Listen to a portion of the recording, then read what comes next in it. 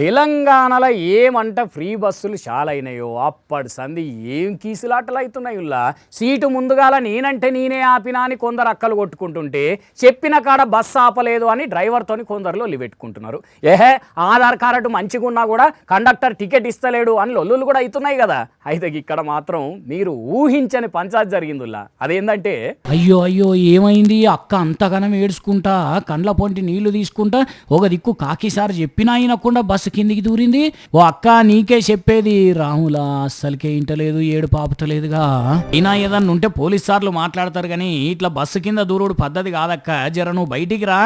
ఓ రాములా ఇంతమంది చెప్పినా ఇంటలేదు, ఏమైంది అసలు అక్క దగ్గర ఆధార్ కార్డు ఇట్లా లేదా అంటే ముచ్చట అది కాదుల్లా.